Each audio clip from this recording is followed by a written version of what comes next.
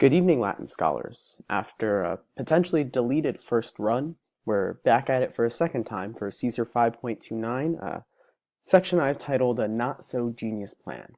Let's dive right in. There's a lot of Latin.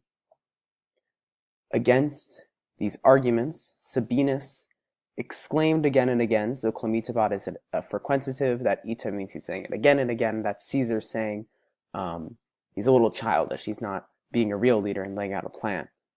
This sets off an indirect statement that lasts for, I believe, the rest of the entire passage. He exclaimed again and again that they would be acting too late.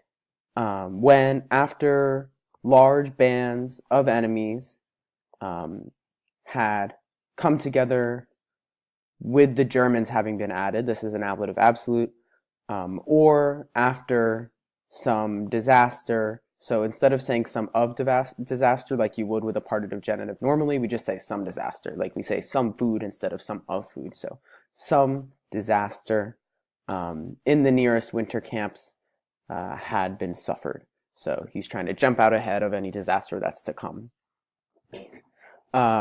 He said that, this is a continuation of clemitabat, he said that the opportunity for considering was short. He thought that, so there's an implied say before, so this is Sabinus thought that Caesar had set out for Italy. If he were there, if he were in Gaul, neither would the Carnutes have formed the plan of killing, this is a gerundive, Tiscetius, nor would the Eburones have come into the camp with such great contempt for us. So he thinks that he's gone, and the pretense of the rest of this plan is that Caesar is not here, so they can do things without his consent. Moving on. Oh, I'm sorry. It looks like I may have missed a couple things on the last slide. Contemptione is an ablative of manner. This is an objective genitive. That's all I missed. Moving on to the third slide. So an implied essay here. It was not at the enemy that he looked as the source, but to the facts. So this is he's supplying a say, so Sabinus is looking at the facts here. The Rhine was close. The death of Ariovistus, this is the first time that this is mentioned, he's just throwing it in as a aside. Ariovistus is dead. And the death of Ariovistus and our previous victories were source of great sorrow for the Germans. So this is a double dative here, Magno Dolori and Germanis. Moving on.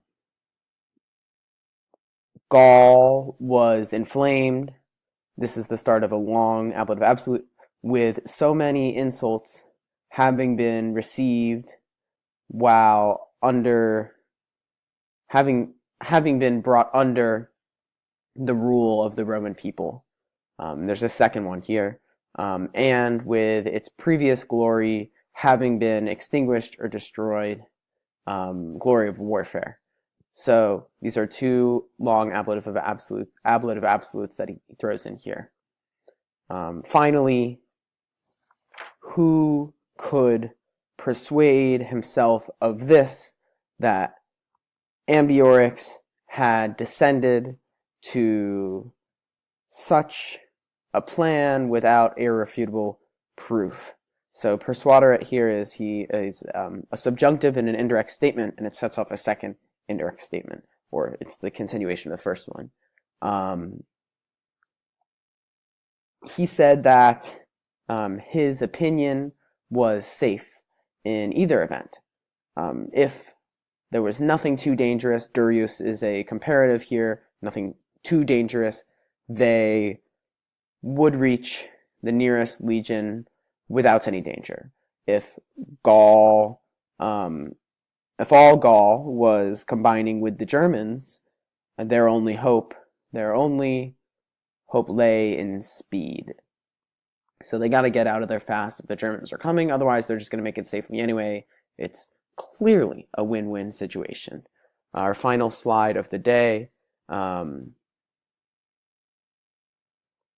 Cotta. So we're putting Cotta at the beginning of the sentence here because that's who Caesar wants to affiliate with.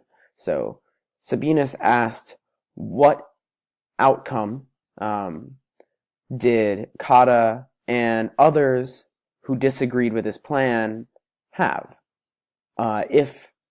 In which case, if present danger was not to be feared, certainly starvation by a long siege was. So he's saying, we better get out of here. We're going to starve anyway. That's silly because they're in a nice fortified castle. So this is an ablative of cause right here. And thank you so much for tuning in. That was a lot of Latin. Don't be like the Romans in this situation. There are many dumb ways to die. Don't be dumb or you will perish. Stay safe, kids.